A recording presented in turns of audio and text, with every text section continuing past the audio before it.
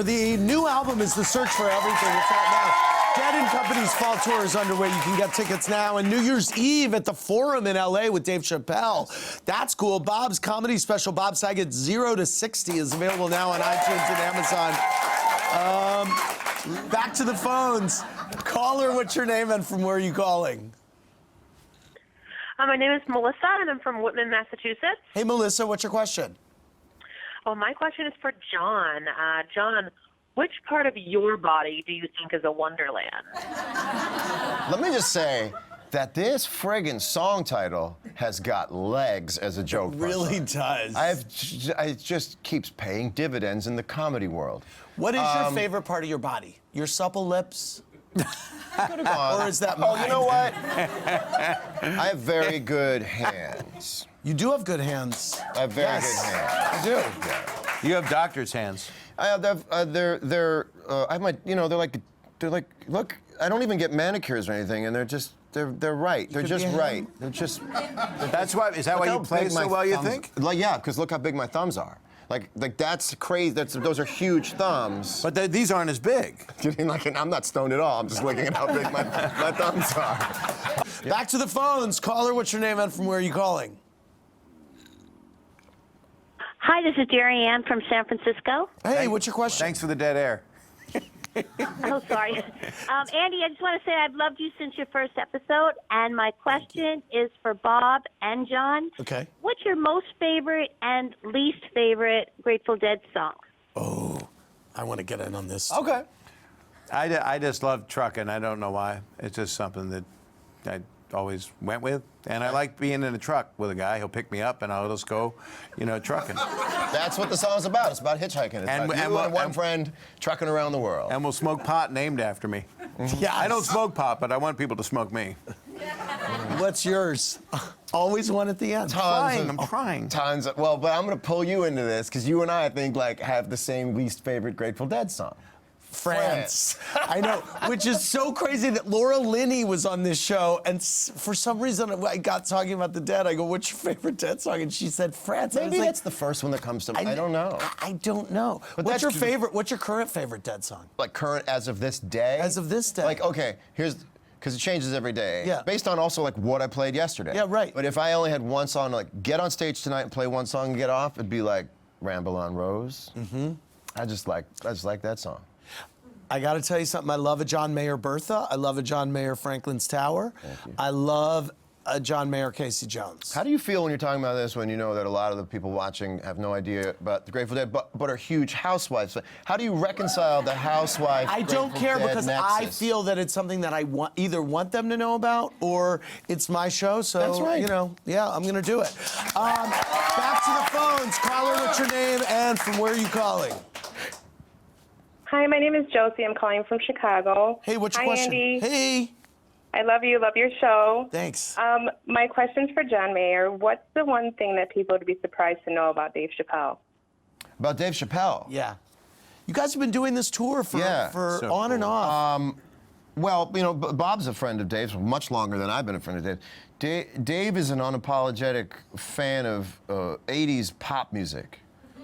Just unapologetically knows every 80s pop. Yeah, but he's also like a Wu-Tang completist as well. But you just wouldn't know. He's a guilty pleasure, like late 80s, early 90s, just straight pop junkie.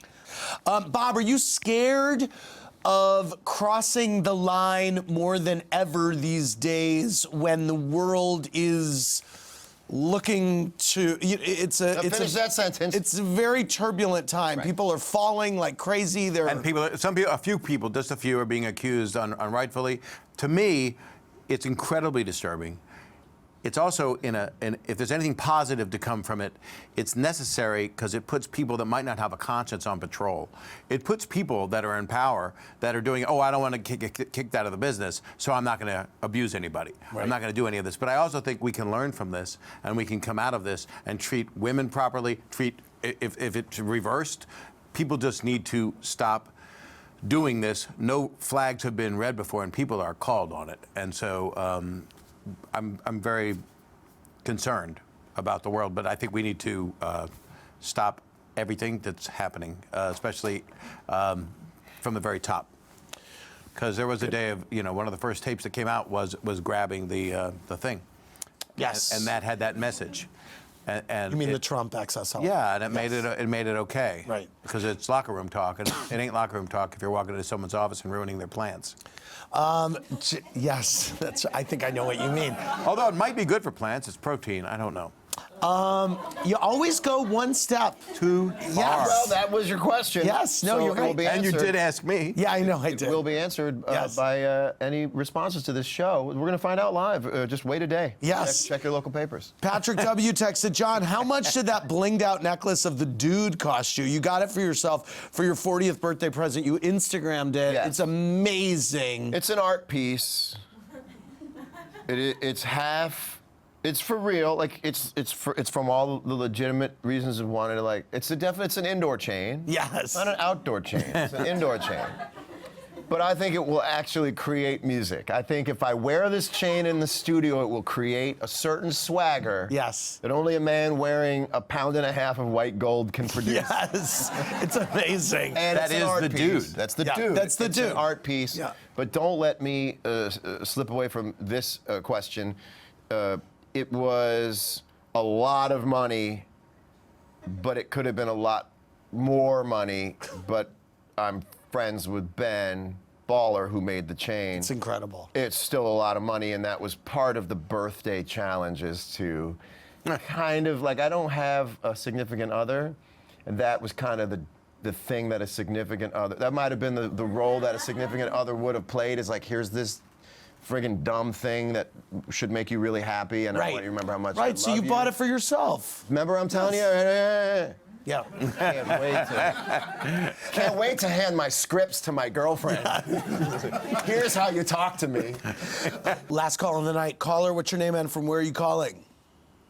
Hi, Andy. It's a pleasure. I'm calling from Houston, California.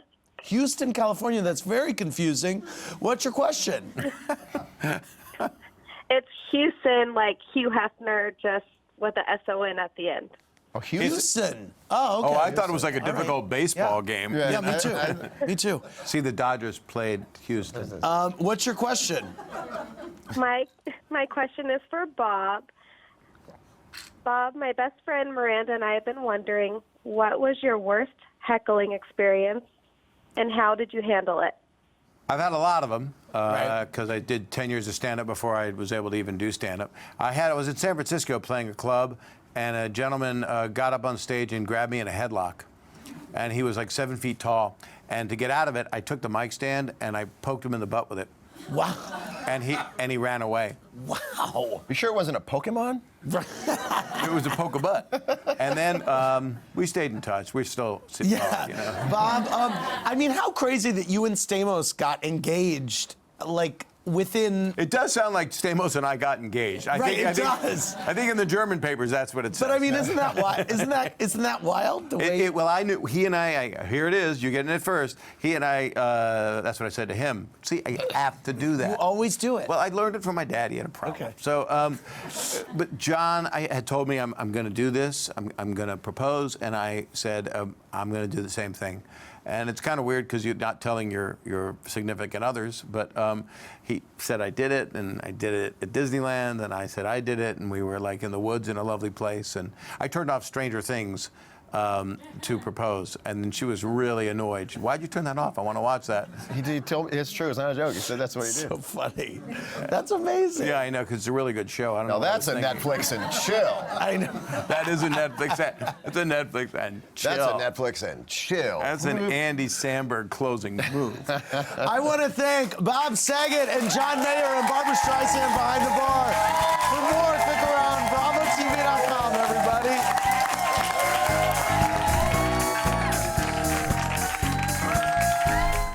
Thanks for watching. Watch more clips here and subscribe to our channel here. See ya.